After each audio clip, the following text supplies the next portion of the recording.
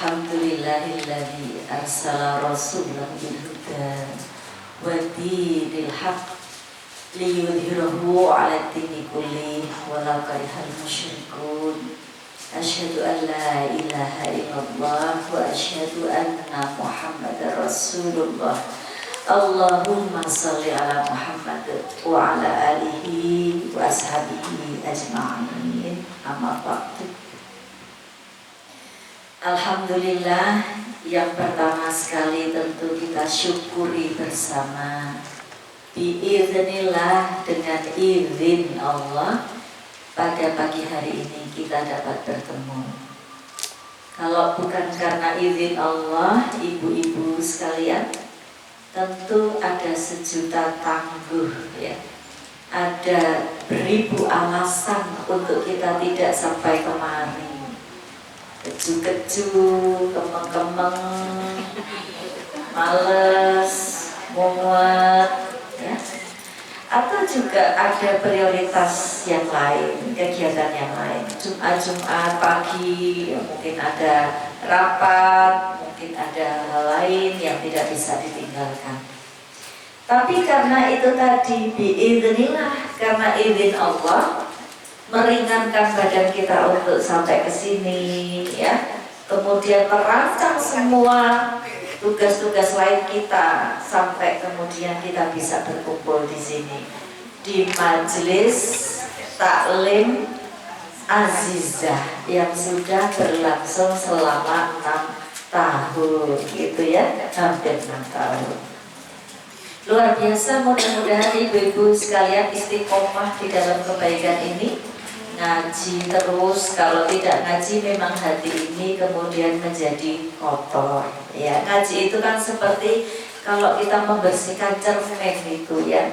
Setiap saat dilap cerminnya itu bagus, tapi kalau tidak pernah dilap, lama-lama cerminnya blawur terus nggak bisa untuk ngaca gitu. Nggak bisa untuk bertanya pada diri, sudah baikkah aku?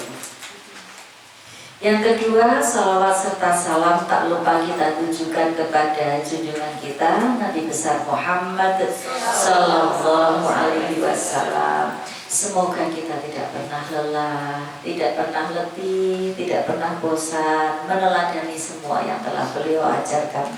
Uswatun hasanah tadi ya Bu disebutkan. Karena kadang-kadang kita ini memang ada capeknya ya. Mosok dari bangun tidur sampai tidur lagi kita mau ngikutin Nabi terus ya. Kapan praying ya?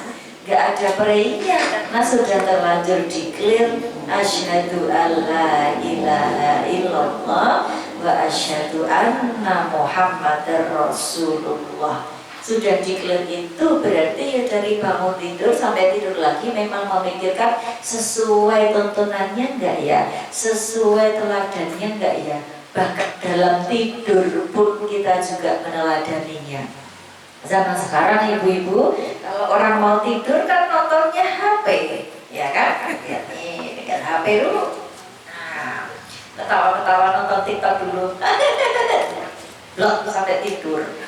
Suaminya di belakangnya umur-umuran sambil nonton YouTube juga sampai tidurnya sambil tidur. Tapi kalau mau mengikuti apa yang diteladankan Nabi, Bismika Allahumma ahya wa bismika amut, tidak hanya di bibir saja. Kalau di bibir saja sama dengan anak playgroup ngapalin itu Bu. Tapi kita kan sudah berumur dan dikasih Allah nikmat yang banyak sekali. Mau tidur bismikanya diresapi, dinikmati. Bismika Allahumma ahya wa bismika amut. Persiapan mau mati Bu, yang namanya tidur itu. Kenapa? Karena memang yang kita lafalkan memang niat mau mati ya. Sehingga dalam hidup kita mengikuti Nabi Muhammad. Kalau belum ngantuk ya terus ini ada saatnya ditinggal. Jadi nggak tidur dalam keadaan HP ya. Nanti mimpinya ketemu TikTokers, Instagram tuh kan, selebgram dan sebagainya, YouTuber, mimpinya ketemu itu. Tapi kalau kita Bagaimana doanya Bu? Setelah bismika, Qul huwallahu ahad 3 kali, Qul a'udzu birabbil falaq 3 kali, Qul a'udzu birabbin nas 3 kali. Belum ngantuk tambahi ayat kursi, tambahi akhir surat Al-Baqarah, awal surat Al-Baqarah juga boleh. Sak ngantuk betul-betul mati. Bangun tidur, alhamdulillahilladzi ahyana ba'da ma'amatana. Ya Allah, udah dihidupkan lagi setelah dimatikan tadi. Itu jadi tidur pun ngikutin Rasulullah gitu. Tidur pun nikmat, dinikmati sebagai persiapan mati. Coba kalau seperti Marisa, bangunnya nggak bisa bangunnya bablas ya. Jadi banyak kan seperti itu, sudah ditidurkan, tidak lagi dikasih nyawa. Kita masih bisa dikasih gergam, kadang-kadang malah HP kemana di boleh ngisor bantal rano, ngisor kasur dong ya. Ngisor kasur rano, ngisor amben. Nah baru ketemu HP rasanya separuh nyawa. Dibawa kemana-mana, di kamar mandi pun dibawa, makan pun disanding gitu kan. Karena ini memang sudah jadi bagian hidup, tapi kadang-kadang ditinggal itu juga nggak apa-apa. Saya paling sering ketinggalan HP di rumah. Suami mau lihat nggak apa-apa, anak saya mau lihat nggak apa-apa. Dari pagi ketemu sama teman-teman mau ke Solo, sampai maghrib, habis maghrib baru ketemu lagi sama HP.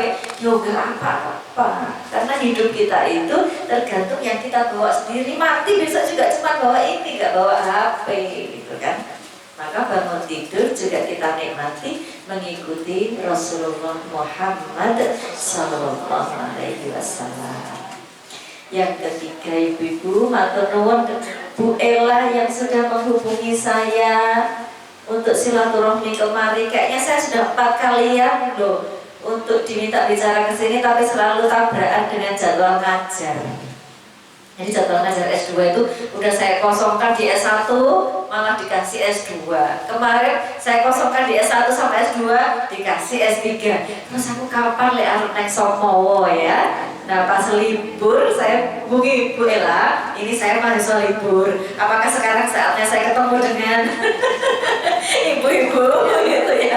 Sampai gak enak karena udah 4 kalinya dihubungi, gak bisa-bisa. Alhamdulillah hari ini biidznillah itu tadi bisa ketemu sama ibu-ibu yang luar biasa. Saya katakan luar biasa karena ibu-ibu di tempat lain itu masih banyak yang males-malesan untuk ikut majelis.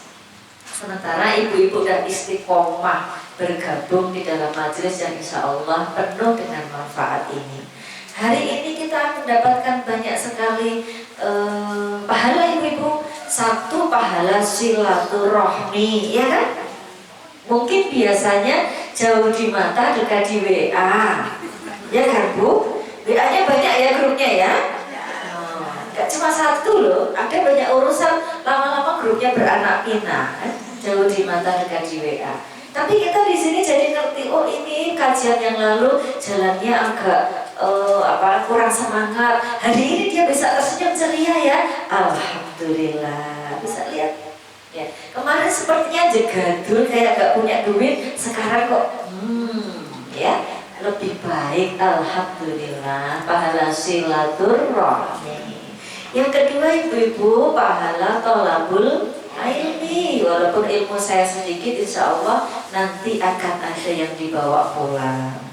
Yang ketiga itu pahala memakmurkan tempat yang baik. Matur nuwun Bu Nining sudah memfasilitasi tempat ini selama berapa tahun ya? Saya itu sejak 2013 punya rumah di sekitar sini, jadinya sudah berapa tahun? Lama banget. 2013 nah 2000 saya pindah ke Puridomas itu 2004. Nah, udah lama banget. Sini lewat terus pindah ke Besi. Sekarang saya di Besi, tiap hari kalau mau ke UIN ya lewatnya sini ibu-ibu. Lewat Kaliurang kan Kalangan ya, lewat sini terus. Kapan mampir Somowo? Baru sekarang mampir Somowo ibu. Baik, pahala apa saja tadi ibu? Silaturahmi, tolabul ilmi, memakmurkan tempat mulia, sama pahala memuliakan tamu. Penjenengan semua kan tolabul ilmi itu tamu-tamu Allah nih ya. Jadi panjenengan geser-geser sedikit, itu juga memuliakan tamu. Mangga-mangga, monggo-monggo, itu ya sangat tempat yang enak buat sendenan. Nah itu semua juga pahala memuliakan tamu. Apalagi Bu Nining memuliakan tamu yang luar biasa, ya. Termasuk tadi Ibu yang, Bu parkirnya kok begitu, nanti gak cukup buat yang lain ya. Oke, ngepakai parkir itu aja sudah pahala memuliakan tamu, insya Allah. Kita raih pahala-pahala yang lain di pagi hari ini dengan tema segala langkah bermula dari rumah. Karena yang namanya rumah kita ibu-ibu, kalau kondisinya berantakan, anggota keluarganya saling cakar-cakaran ya, saling berantem, kita keluar rumah itu jadi bete kan ya. Keluar rumah itu rasanya lowbat, baterainya habis ya. Sehingga bagaimanapun juga kondisi di dalam rumah itu harus kita perbaiki, kita jalankan supaya aktivitas kita di luar rumah itu menjadi penuh dengan semangat. Ibu-ibu sekalian yang dirahmati Allah, kalau kita terima undangan itu kan Arum 21 ya, undangan manten. Biar apa? Di situ ada tulisannya. Kalau orang menikah itu litas kunu ilaiha. Biar hatinya itu tenang kepadanya. Sakana yaskunu suknan itu artinya tenang, diem di situ, tidak bergejolak. Jadi kepada pasangan, kepada keluarga kita itu hati kita tuh nyes gitu loh ya. Kalau penjenengan semua kok masih merasakan tiap hari cekcok, tiap hari tidak tenang, malah jadi ono masalah, malah tambah perkara terus, itu berarti kesakinahannya masih harus diperjuangkan. Karena tujuan pernikahan di Arum 21 itu sakinah, mawaddah, warahmah, hati tenang, hati diam, tidak bergejolak, di situ tempatnya. Kemudian penuh kasih dan penuh sayang. Kalau itu belum tercapai ibu-ibu sekalian, perlu dicari apa sebabnya. Perlu digoleki underane kalau bahasa Jawanya. Di sini ada yang romeng bahasa Jawa ibu-ibu. Ada, oh ya, nanti saya terjemahkan kalau ada bahasa Jawanya ya. Ya, ibu nanti seperti lagu bahasa Jawa bu. Yen ora pati cetha mesemo, itu. Yen ora bisa kondo mesemo. Yen atimu rada gelo mesemo, ngiras kanggo tombo mesemo. Ibu nanti mesem-mesem, saya kalau ada yang gak jelas saya terjemahkan. Yen ora pati cetha, kalau ada yang gak jelas senyumlah ya.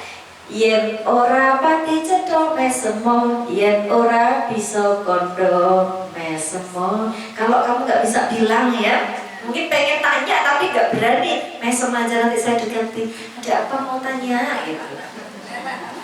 Yen atimu rada gelo, aduh tadi ustazanya kok bilang kalau di rumah tuh nggak boleh ada masalah ya gitu. Gelo jadinya artinya senyumin aja kalau kata anak zaman now. Ngiras kanggo tombo mesemo, sekalian bikin obat hati itu tersenyum. Senyum itu adalah sedekah yang paling indah, paling murah dan paling mudah. Paling indah karena menular ya. Penjalangan di sini senyum, hati saya di depan ini jadi enak loh bu, jadi senyum, menular nanti di kantor sama teman-teman jadi tersenyum. Habis ini kan saya langsung ke kantor bu, ada mahasiswa bimbingan. Terus nanti di rumah juga saya tularkan senyumnya, kan gitu. Karena senyum itu menular, senyum itu indah. Senyum itu mudah karena tinggal tarik saras 2 cm ke kanan, 2 cm ke kiri, tor bareng ya bu ibu sekalian ya. Senyum itu plengek gitu yang simetris. Kalau nggak simetris namanya senyum sinis. Ya, perot ya, maka hubungi rumah sakit terdekat. Kalau nggak bisa senyum yang simetris ya Bu ya. Dan paling murah karena nggak perlu ngeluarin uang, seperti kita sedekah dengan kencelengan, murah banget. Maka jangan pelit bersedekah dengan senyuman. Paling indah, paling mudah, dan paling murah. Senyum. Ibu-ibu sekalian, kita mulai tadi dari litas kunu ilaiha itu tujuannya untuk sakinah mawaddah warahmah. Yuk, sekarang kita mengukur sejauh mana sakinah mawaddah warahmahnya keluarga kita. Alat ukurnya tidak saya pakai dari Al-Quran, tapi dari buku barat sosiologi keluarga. Oke.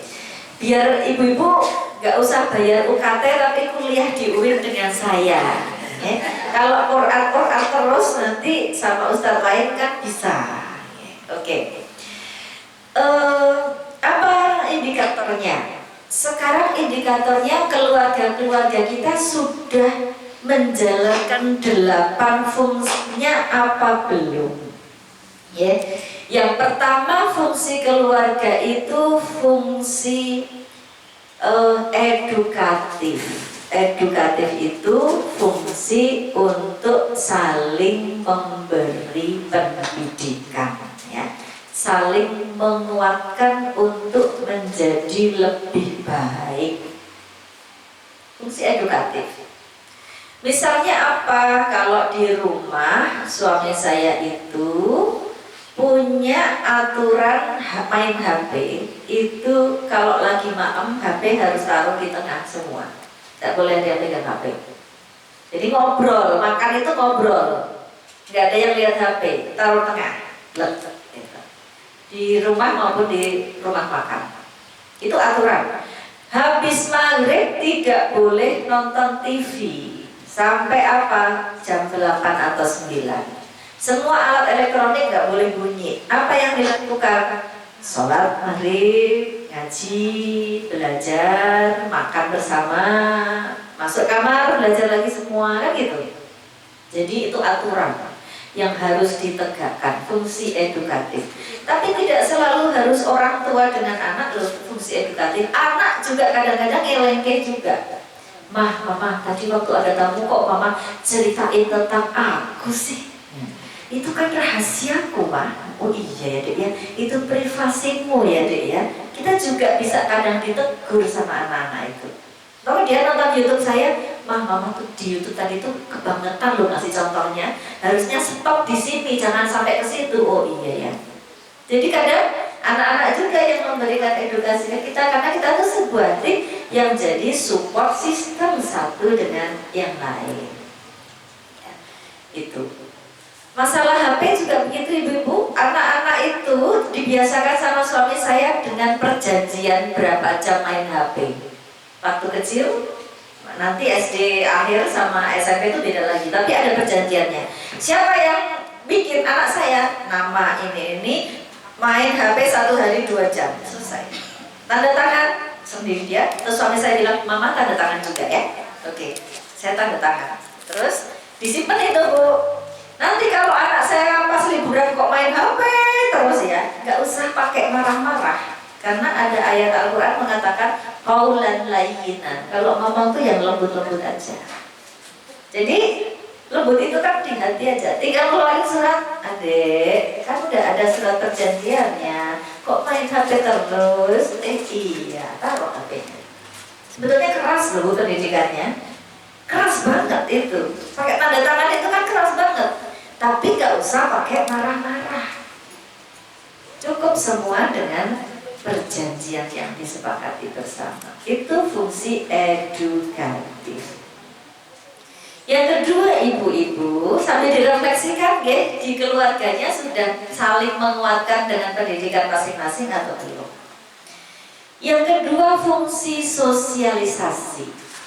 Fungsi sosialisasi itu kita mengajarkan kepada anggota keluarga untuk serawung dengan orang lain. untuk bisa bersosialisasi dengan orang di luar keluarga kita.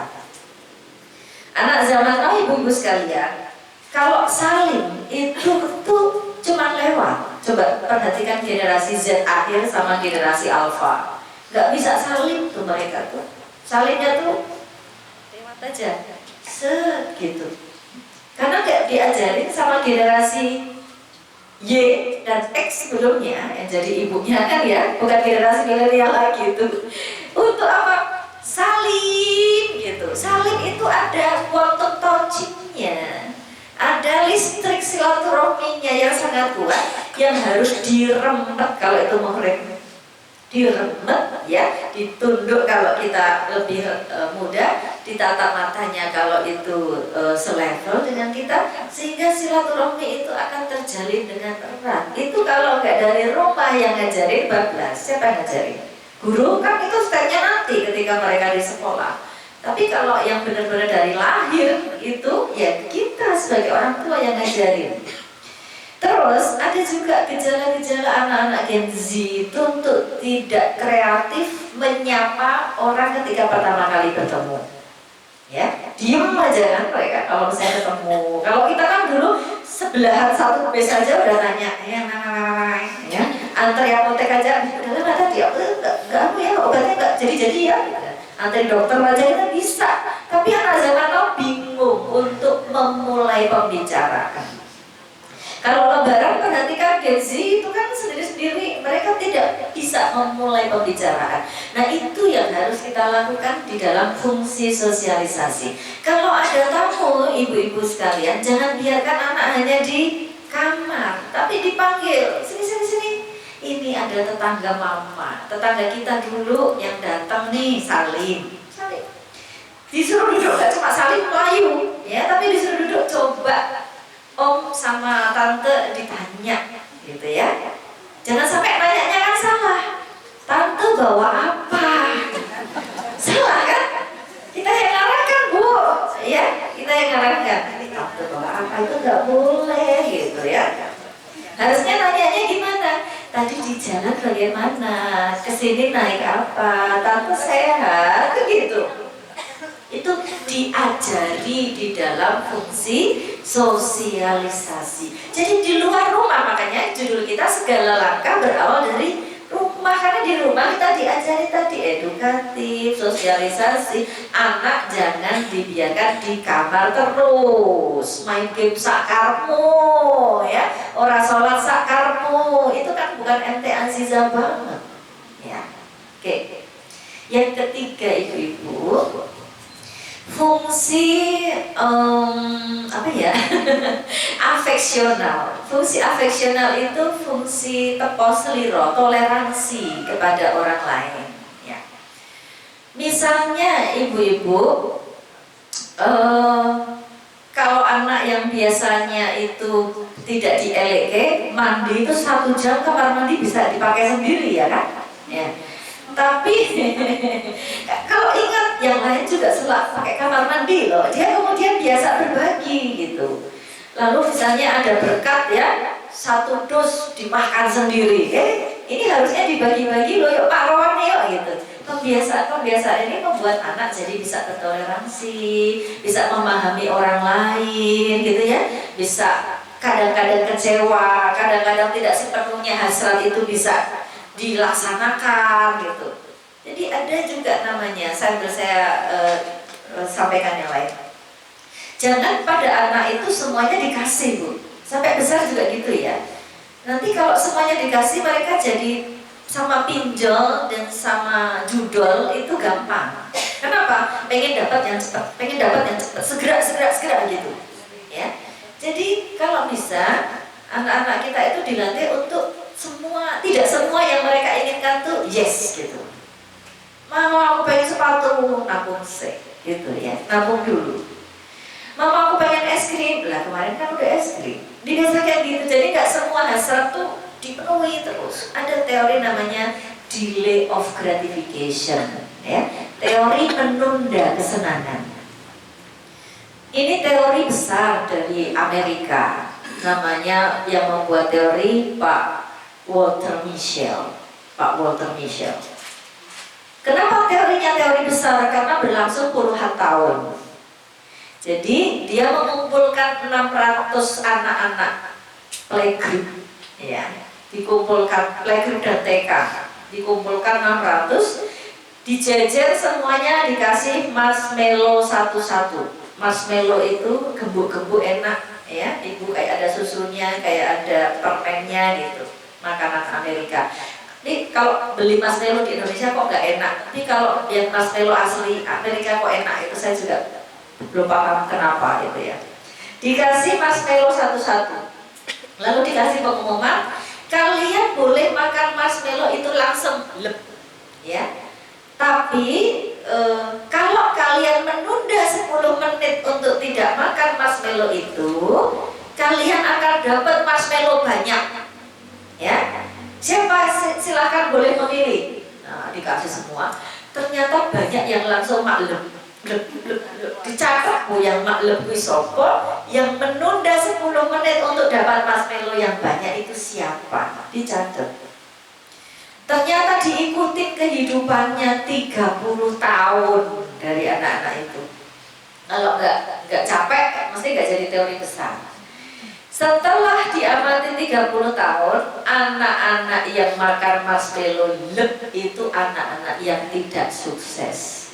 Dan anak-anak yang berhasil menunda kesenangan 10 menit untuk dapat marshmallow yang banyak, itu adalah anak-anak yang sukses, jadi CEO perusahaan, ya, jadi dosen yang jam terbang penelitiannya tinggi, begitu yang diamati oleh Pak Walter Mischel. Maka orang juga menyebut teorinya adalah teori marshmallow. Apakah pada saat mereka TK dan playgroup itu karakternya langsung terbentuk menjadi orang yang bisa delay of gratification, menunda kesenangan untuk dapat kesenangan yang besar? Tidak, mereka dari keluarga-keluarga yang membiasakan hidupnya itu tertata. Tidak sakdek saknyet, ya, bahasa Jawanya, ya. Tidak ketika ingin langsung dikasih, tapi kita menunda kesenangan, mengelola diri untuk mendapatkan sesuatu yang besar. Termasuk puasa kita, sholat kita itu kan dalam rangka kita menunda kesenangan, sok mlebu swarga. Nah, itu dalam rangka kita menunda kesenangan atau delay of gratification. Jadi itu adalah fungsi apa tadi Ibu? Afeksional, ya, jadi bisa bertoleransi, ngewongke orang liyane, memahami dan sebagainya. Ada juga fungsi rekreatif. Fungsi rekreatif itu adalah dalam Islam namanya baiti jannati, rumahku surgaku. Jadi rekreatif itu kalau pulang ke rumah rasanya happy, seneng, ya. Adanya kalau mengingat anggota keluarga kita tuh seneng, bukan senap, ya. Tapi seneng gitu. Masuk rumah, mak jelas gitu, ketemu anggota keluarga. Tanda-tandanya kalau kita sudah mulai baiti jannati itu selak pengen bali, ya. Itu tanda-tandanya. Karena ada juga teman saya yang lagi berantem sama suaminya itu, waduh, piye aku kok ya wis bali to iki. Terus udah terlanjur bilang OTW, bojoku mesti ngenteni iki. Sampai rumah dia bilang, alhamdulillah mau okeh lampu merahe, dadine ora cepet tekan omah. Malah seneng banyak lampu merahnya. Kalau DL itu dinas luar ya Ibu. Itu misalnya dinas luar 4 hari, maksimal kan biasanya 4 hari. Terus kegiatannya itu bisa diringkes jadi 3 hari. Kan saya seneng banget balik pakai kendaraan apalah nyari biar cepet untuk selalu sampai rumah lebih cepat. Tapi ada juga teman-teman saya nggak gitu Bu. Aku extend 1 hari lagi, malah jalan-jalan. Itu udah ciri-ciri selak orang pengen ketemu keluarga, ya. Jadi ibu-ibu sekalian, yang namanya baiti jannati itu masuk rumah, masuk ke dalam rumah itu sepertinya kita itu seneng banget. Ketemu anak, ketemu suami itu happy banget. Sudahkah ada seperti itu? Nanti saya ceritain kenapa saya bisa cerita ya, bukan karena saya udah finish, udah selesai. Ya. Baik.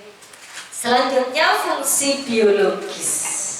Fungsi biologis itu adalah hubungan antara kita dengan anggota keluarga kita secara fisik. Kalau hubungan bapak dengan ibu secara biologis saya nggak usah cerita, wes udah pinter lah ya. Nggak usah dibahas, itu udah pinter dan dengan sendirinya. Tapi selain hubungan antara suami dan istri, anak dan orang tua juga loh ibu-ibu. Ini semacam quantum touching tadi yang saya bilang ya. Sejak kecil kan kita isek-isek mereka ya, isek-isek, dibelai-belai. Itu juga sebuah ikatan emosional yang tidak tergantikan oleh orang lain. Masuk tonggolnya orang isek-isek, masuk gurunya orang isek-isek. Orang tua yang bisa isek-isek sampai tidur. Mungkin kalau anak saya pegang ini pun sampai tidurnya tuh pegang apa?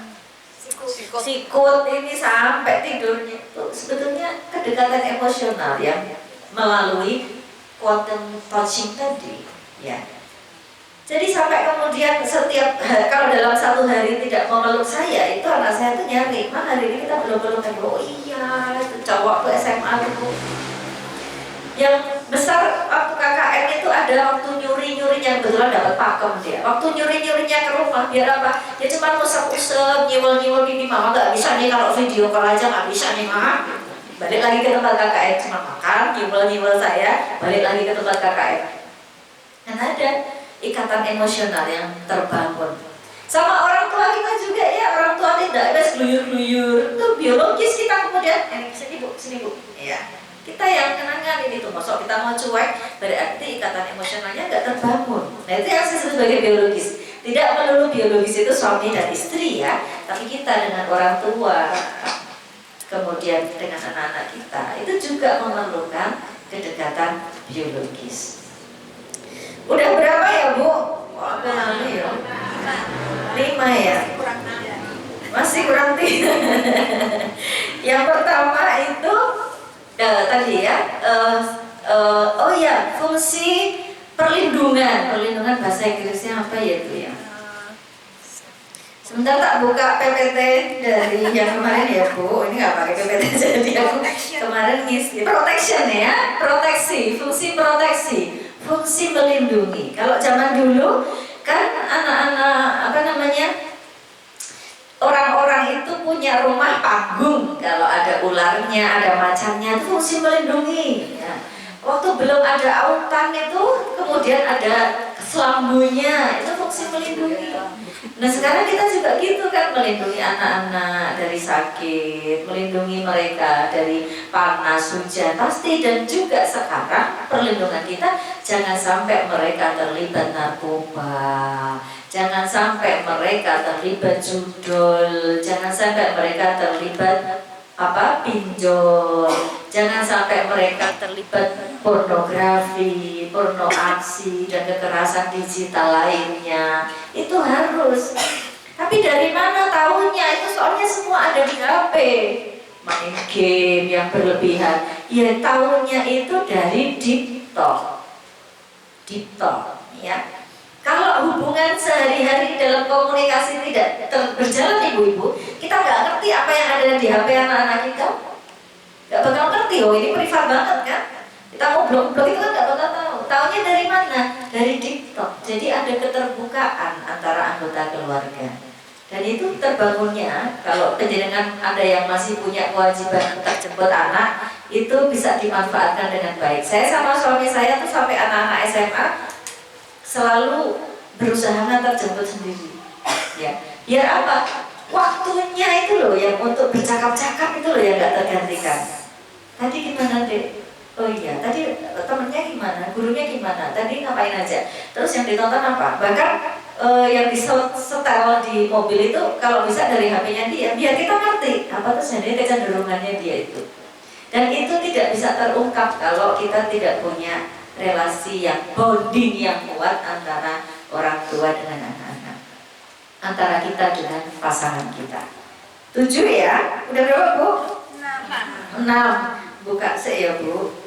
PCA kemarin itu ngisi di mana ya yang temanya ini?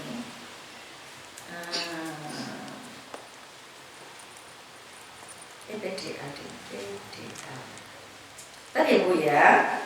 Oh iya Bu Zeni. Iya, saya kalau nggak pakai PPT suka ada yang ketinggalan ini. Nah,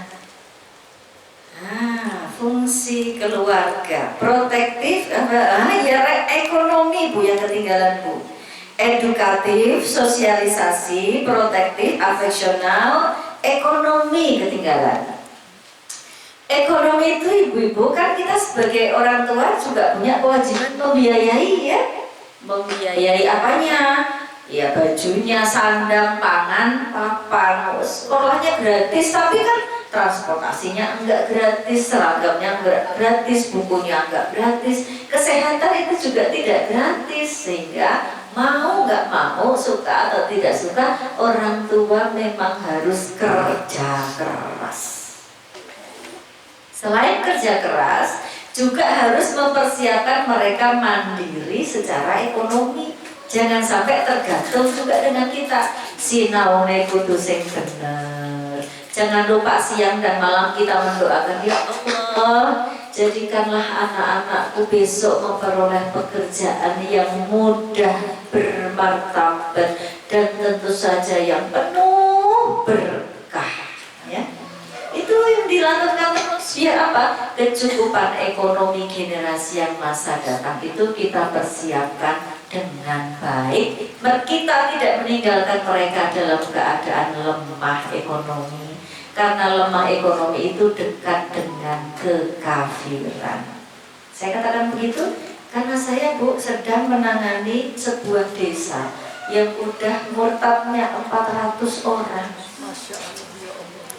Jadinya dikuatirnya ya ekonominya, ya karena mereka itu murtadnya itu karena miskin, terus digawe ke omah gede makro-makro ya, selama tak bertahun-tahun akhirnya belum kok dari 400 ya, akhirnya tinggal nguatin 15 kakak itu yang jangan sampai murtad ya. Baik, karena ekonomi, jadi fungsi ekonomi itu betul-betul harus kita jalankan.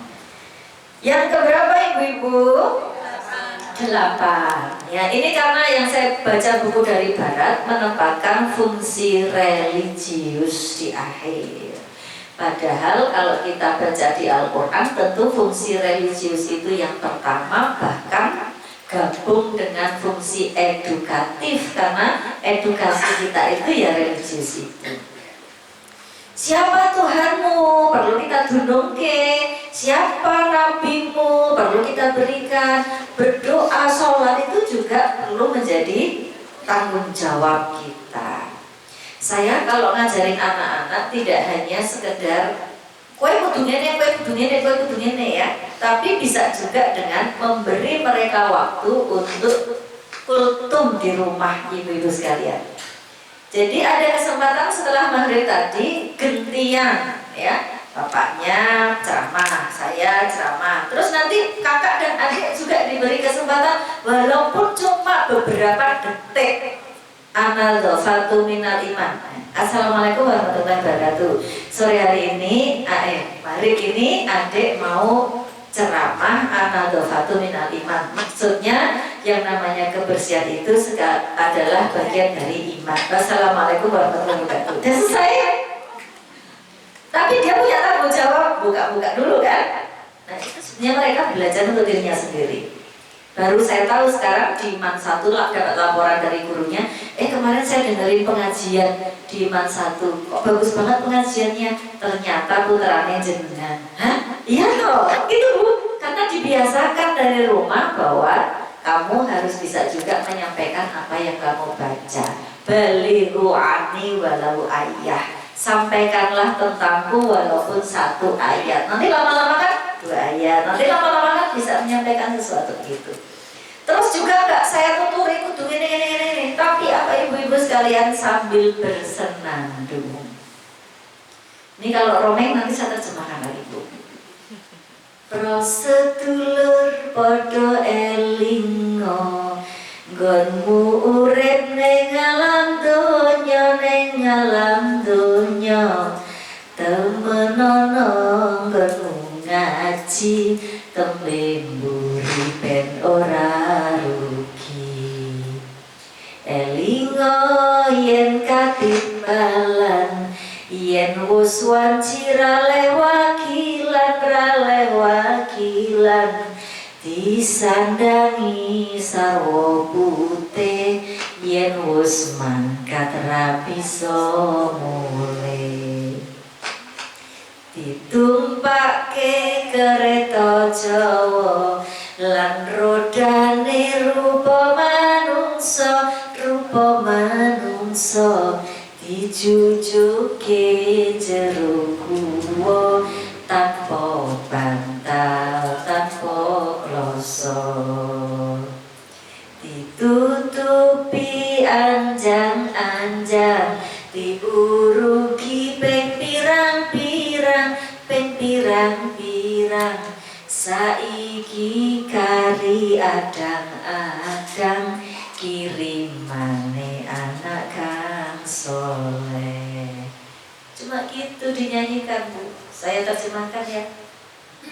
Prosedulur podo elingo, wahai saudara sama-sama ingatlah nggonmu urip neng alam dunya, hidupmu itu di alam dunia. Temenono nggonmu ngaji, sungguh-sungguhlah belajar ngaji seperti ini. Sungguh-sungguh ya ini ya, tidak masuk telinga kanan, keluar telinga kiri. Tembe muri ben ora rugi, supaya besok itu kita tidak merugi. Besok kapan? Elingo yen katinggalan. Ingatlah besok kalau kamu sudah dipanggil. Dipanggilnya bukan dikai duit, tapi dipanggil untuk menghadap Allah Subhanahu wa Ta'ala. Yen wis wanci raleh wakilan. Kalau sudah waktunya tidak bisa diwakilkan. Sekarang saya mau cerita, kenapa saya mau berbagi soal keluarga sakinah ini. Karena saya sudah selesai, Ibu sekalian. Saya sudah sendiri sekarang. Jadi pada Lebaran 2024 lalu itu saya sama suami keliling kampung. Sama anak-anak juga, Ujung ya namanya ya. Kalau di Jogja Ujung, kalau di Purwokerto namanya bukan Ujung, pokoknya nggak ada namanya, keliling kampung. Suami saya aslinya Purwokerto. Sampailah di situ saya di rumah budenya suami saya, namanya Bude Ruti. Ya, suami saya itu anak ke-8, kakaknya juga udah nggak ada, ibu bapaknya udah nggak ada. Ini budenya, berarti udah sepuh banget, umurnya hampir 100 tahun. Bude Ruti itu ngendika, "Le, Nduk, dongake aku ndang cepet husnul khotimah." Ya. Lah pripun to Bude kok ndang husnul khotimah iki? Ya. Soale aku ki wis ra duwe besti. Nah, udah 100 tahun udah gak punya besti Bu. Majelis taklim ada, tapi adiknya semua, generasi di bawahnya semua 20 tahun, 30 tahun di bawahnya, 100 tahun gak ada lagi tuh. Yang kedua, awakku ini wis ra penak kabeh, makan gak enak, tidur gak enak, duduk gak enak, ngapa-ngapain udah gak enak, udah pating ceneng. Mulane dongake ndang husnul khotimah. Dinikmati Bude, tikir mawon, insya Allah jadi tabungan amale tambah banyak karena usianya panjang.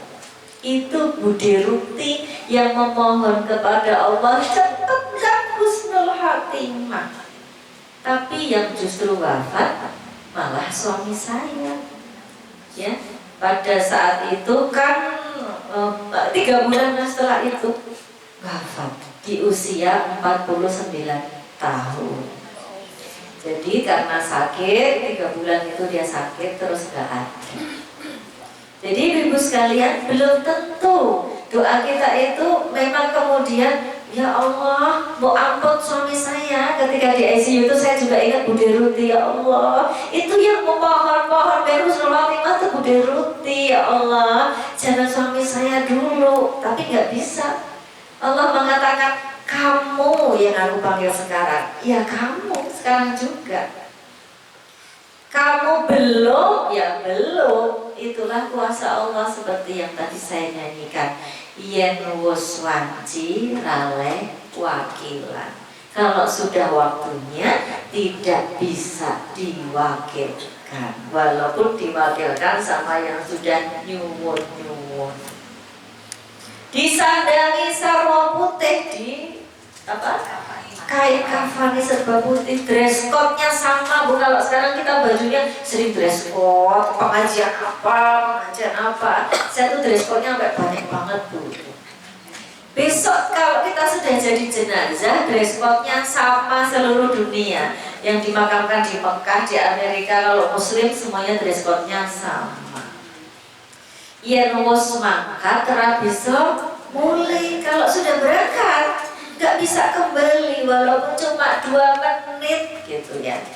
Kan ceritanya ada dalilnya Bu. Kalau sudah di sana itu pengennya nyesel, pengen dibalikkan ke sini. Yang nggak pernah sodakoh nyesel. Dulu aku kok nggak pernah sodakoh ya. Pengen banget balik ke dunia cuma mau sodakoh. Yang setiap saat sodakoh juga nyesel, aduh kenapa aku dulu sering sodakoh tapi sedikit ya. Pengen balik ke dunia sodakoh yang banyak. Yang sodakohnya banyak atau kerap juga tetap nyesel, itu ada dalilnya. Kenapa? Kok aku dulu nggak sodakohnya banyak banget ya, sehingga di sini aku dapat yang VVIP. Ya, tapi ternyata dalilnya bukan lagi VVIP, bukan tambah dulu. Jadi nanti di sana tuh orang tuh nyesel. Kenapa dulu nggak begini sehingga aku di sini dapat yang paling mewah, ya. Jadi ibu sekalian, kalaupun kita meminta, tolong balik ke 1 menit aja tak transfer, gitu ya, itu nggak bisa. Itu yang dilakukan suami saya sebelum masuk ruang ICU. Mau bilang apa? HP katanya gitu. HP. Mau ngapain? Telepon siapa? Saya bilang gitu. Enggak. Lemah sekali suaranya udah mau masuk ruang ICU itu. Transfer kayak. Biar nggak nyesel. Transfer. Makanya banyak orang tanya, kan ada sering minta tema kematian ya, nasihat terindah adalah kematian.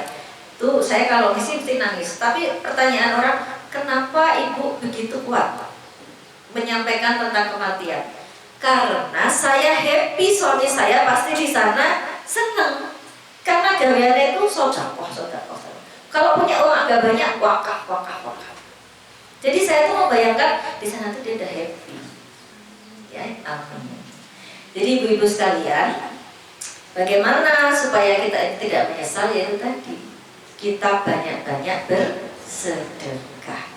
Kalau kemudian itu sudah tadi terusan lagunya, disandangi sarwa putih, yen wis mangkat ra bisa mulai ditumpak ke kereta Jawa. Kereta Jawa namanya apa? Banduso, kerada kalau bahasa Indonesianya. Wah itu sudah ada ambulan di mana-mana, ambulan lazis sana sini itu banyak ya. Tapi kan tetap yang nyeblongnya dari ambulan ke liang lahat tetap kita, tetap rodane rupa manungsa, dijujuke jero guwa tanpa bantal, tanpa kloso. Enggak ada harta Bu. Mobil tinggal, rumah tinggal Bu, anak-anak ditinggal, saya ditinggal. Cuma sekedar daging jenazah yang ada di dalam gua. Saya tuh tidak pernah mengantarkan jenazah sampai ke liang lahat, saya tahan gitu ya. Tapi karena itu suami saya yang sudah hampir 1/4 abad bersama dengan saya tuh konsultasi ke teman-teman yang ahli Quran hadis. Boleh nggak sih aku khusus yang ini aku pengen nganter sampai liang lahat? Boleh katanya, asal di sana tidak boleh meraung-raung dan meratap-ratap. Karena zaman dahulu kala di masa jahiliyah itu kenapa sama Nabi sampai nggak boleh? Perempuan itu hanya boleh di dalam rumah, tidak sekolah, tidak belajar serawung, tidak bekerja. Jadi yang paling hebat itu laki-laki. Semua yang di depan itu selalu laki-laki. Perempuan itu hanya baca, masak, mana areanya sumur, dapur, kasur, swarga nuno, teroko, katun. Jadi kan zaman dulu begitu. Kalau suaminya meninggal, blak, itu istri-istri pada meraung-raung, meratap-ratap. Karena dunianya seperti langit runtuh, berhancur. Makanya kalau ngantar sampai ke kuburan tidak boleh waktu itu, karena perempuan merau-rau, meratap-ratap. Tapi karena saya merasa pada waktu itu kuat, saya tekan-tekan ke jebulane tenang seperti kidung yang kadang-kadang saya nyanyikan itu.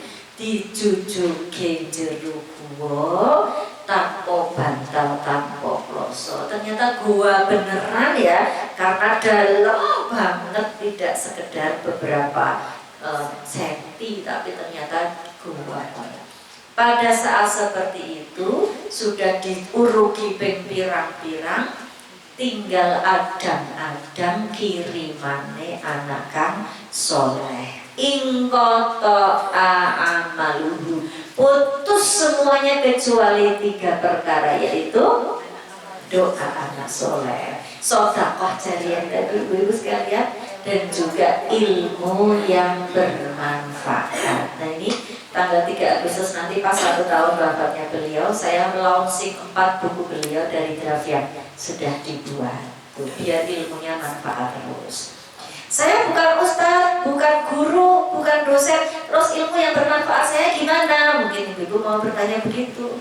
Ya, ilmu itu tidak harus sebagai profesi ya ibu-ibu sekalian, tapi bagaimana ibu-ibu menyampaikan kebaikan kepada orang lain, terus ada orang lain ikut, itu juga merupakan ilmu yang bermanfaat. Ibu nasihatkan kepada orang lain, itu ilmu yang bermanfaat. Status ibu-ibu sekalian juga harus yang bermanfaat. Jangan status kok lapar, bikin status lagi hujan, nggak ada manfaatnya. Status tuh ya yang bermanfaat ya, yang inspiratif, orang lain jadi mengikuti. Itu kalau jadi diamalkan jadi jariah kita.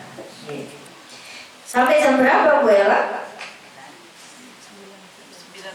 9:04. Oke, yang seperempat saya akan menyampaikan. Ibu-ibu, tahun 2016 kebetulan orang tua saya dapat penghargaan dari Pak Menteri Agama sebagai keluarga sakinah teladan nasional. Waktu itu yang diseleksi putrane barang, mantune barang, putune barang. Ya. Dari kabupaten, kecamatan diseleksi kabupaten, provinsi sampai ke nasional. Nah saat di nasional itu Pak Menteri bertanya pada orang tua saya, Bu, Pak, apa resepnya jadi keluarga sakinah teladan nasional? Resepnya itu jawaban orang tua saya, coro Jawa zaman biyen, guci, lengo, kayu, gapuk. Ya, saya urai satu-satu, 15 menit ke depan. Jadi di dalam keluarga kita biar enak kalau kita bawa keluar rumah, guci, gunya adalah lugu. Lugu itu ngomong apa anane, ngomong apa adanya. Kalau ibu-ibu beli baju 300.000 di toko online misalnya, ditanya sama bapak ya, Mah, kok bagus banget bajunya? Harganya berapa? Biasanya di diskon 150 aja kok Pak, padahal harganya 300.000. Saya kira ini cuma contoh saya waktu pengajian deh, ternyata saya waktu driving dengerin surveinya Radio Prambors, kebanyakan ibu-ibu memotong 50% harga ketika ditanya suaminya. Bukan bermaksud bohong loh sebetulnya, cuma gak enak hati aja. Tapi bohong juga sih. Kalau suaminya lihat surat belanjanya kan, pertama mungkin istriku kok nggak ngomong apa adanya. Yang kedua, waduh, kok mulai nggak bisa dipercaya ya, gitu. Yang ketiga, rasa kayak ibu itu ya. Kapok ibu. Jadi harus ada trust ya, saling percaya. Bapak juga gitu, mungkin bapak transfer ke keluarganya 1 juta, ke kakaknya atau siapa yang membutuhkan 1 juta, Pak. Bapak transfer ke kakak berapa? 500 aja kok. Diskon juga kadang-kadang. Kan kadang-kadang nggak ngerti tuh gitu ya. Kadang suami saya kalau ngasih kakak-kakaknya tuh, kakaknya nanya, bojomu ngerti orang? Ya ngerti lah ya. Karena apa? Karena kebiasaan rumah tangga tangga rumah tangga lain kalau kasih keluarganya sendiri itu bojone nggak ngerti gitu ya. Jadi jangan biasakan untuk menyembunyikan. Bilang 1 juta ya 1 juta. Sebetulnya mungkin laki-laki nggak masuk goro juga. Hanya pengen kalau istrinya nanti jalur buat Mbak Yuni, terus aku duitnya sekolah nanti ya gitu ya. Nah, hanya pengen irit. Tapi itu nggak benar. Harusnya saling terbuka antara satu dengan yang lain. Itu lugu. Sekarang ci-nya itu suci. Suci itu husnuzon. Ya, husnuzon. Husnuzon artinya berbaik sangka. Misalnya ibu-ibu sekalian, malam-malam kok suami kita masih WA-an ya, Pak, masih WA-an aja sama mantan ya, mesti sama mantan ya. Itu udah dimestek-mestek ya, itu namanya suuzon. Makanya saya sering bilang, kalau mau menyapa itu sebaiknya dengan pertanyaan, jangan dengan pernyataan. Kalau pertanyaan kan lawan bicara kita jadi bisa menjelaskan. Misalnya sama anak kita, wajah kok gak enak banget sih, itu pernyataan. Harusnya ada apa, wajahmu kok gak seperti biasanya ya. Jadi dia bisa jawab, ini loh ma, uangku hilang, tadi kemana ya jatuhnya ya, jadi bete seharian. Kan dia bisa jelasin. Tapi kalau kita judge, wajah kok jegadul terus, nah itu pernyataan. Demikian pula tadi sapaan dengan suami, mesti karo mantan, kan gak enak. Nanti kita tanya, tidak pasti Pak, jam segini masih sibuk, ada yang bisa dibantu nggak? Kan bisa jawab dia, oh ini loh upacara jam 7 dimasukkan jam 6, jadi harus koordinasi malam ini, kan bisa. Ya, jadi sebaiknya kalau mau menyapa, mau menegur sesuatu yang gak enak ya, terutama dengan pertanyaan, hindari dengan pernyataan. Ini guci, lugu dan suci. Yang kedua lengo. Lengo itu kalau ada yang menteleng, anggota keluarga yang lainnya lungo. Ya, menteleng itu marah, melotot, matanya mengerikan ya. Kalau di sinetron udah ada apinya, itu loh menteleng ya. Jangan lengleng, nek ono sing menteleng, pentelengi genti ya. Itu namanya fire with fire, rumah tangganya cepet kobong, cepet cerai, cepet bubar ya. Fire itu harus dilawan dengan air, dilawan dengan ditinggal aja. Jadi nek ono sing menteleng liyane lunga. Lunga juga bukan lunga sak teruse ya ibu-ibu. Lunga sak teruse namanya MGT. Minggat ya Bu. Tidak ada kamus MGT dalam keluarga sakinah. Semua harus bisa diselesaikan. Jadi kalau ada yang menteleng, liane mengambil jarak, bukan lunga sak teruse, mengambil jarak. Yang marah di depan TV, yang lain siram-siram kembang gitu. Kalau yang yang marah di depan rumah, yang kita tinggal ulek-ulek sambal gitu. Kalau suami saya lagi gak enak hati, saya masuk kamar mandi ngosek Bu, dilampiaskan dengan sikat sebersih-bersihnya. Kamar mandinya jadi bagus. Tenaga ekstra. Mangkelnya ngopo sih? Ceberut aja sih. Gitu. Tenaga ekstra. Capek Bu. Tapi saya hobi sih, suami nggak mana juga hobi membersihkan kamar mandi. Saya nggak suka ada lumut sedikit pun di kamar mandi itu. Celing ya, harus celing.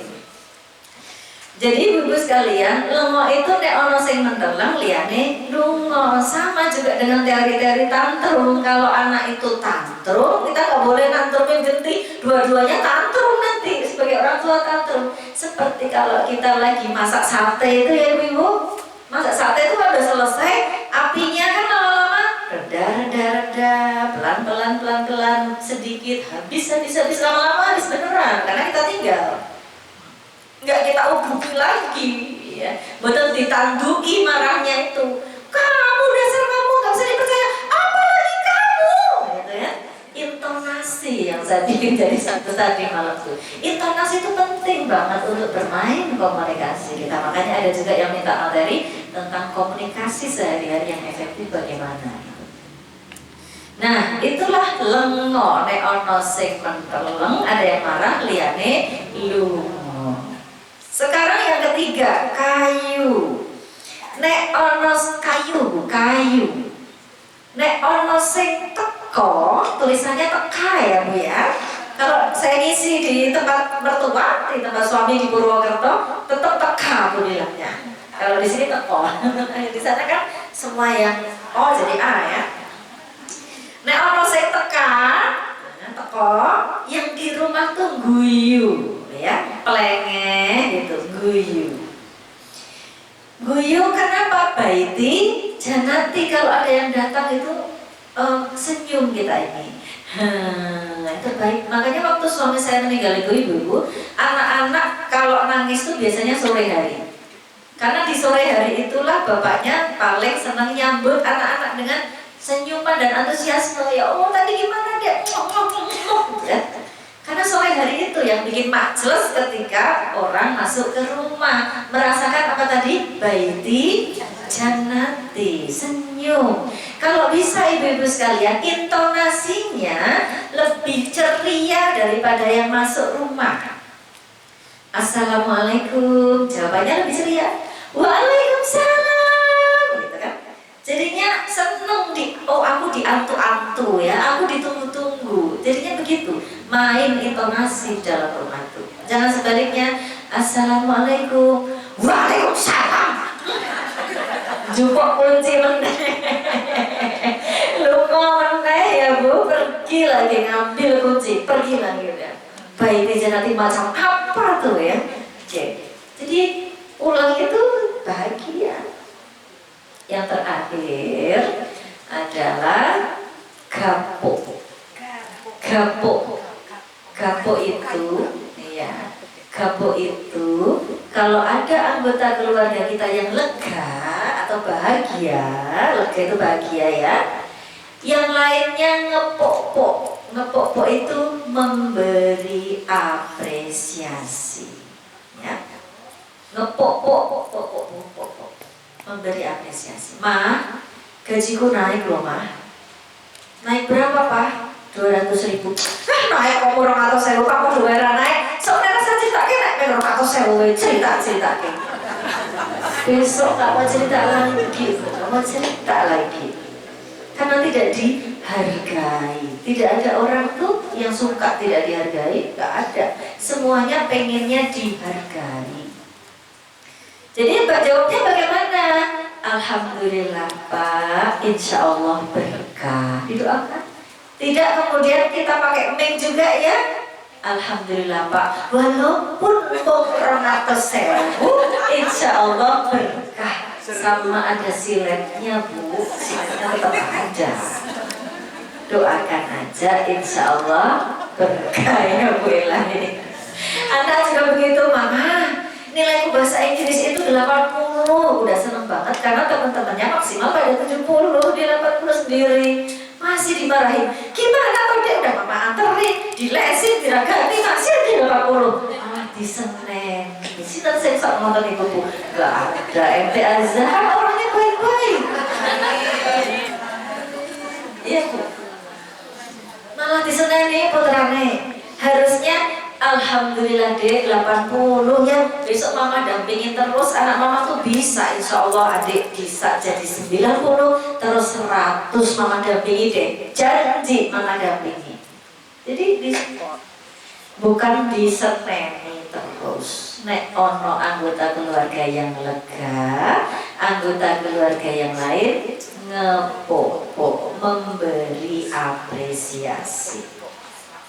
Ketika ibu-ibu waktu menikah dulu, kan orang biasa menyebutnya berkeluarga, ya. Berarti kita membentuk sebagai sebuah keluarga. Ada juga yang menyebut berumah tangga, ya. Padahal orang menikah itu biasanya orang duwe omah dhisik. Apalagi omahe ono tanggane, kan biasanya belum. Tapi kenapa nyebutnya berumah tangga ya? Padahal nggak punya rumah, apalagi punya tangga. Karena itu sebuah filosofi. Yang namanya rumah tangga itu, rumah itu ketika kita menikah didasarkan dengan fondasi iman. Ya, ibu-ibu, fondasinya apa? Iman. Memang tujuannya untuk ibadah. Menikah adalah ibadah yang paling lama. Kalau sholat selesai, cepat. Puasa Ramadan rampung. Tapi kalau menikah ibadah yang paling lama. Saya sudah selesai, Bu. Di bulan Agustus 2024 pernikahan saya sudah selesai.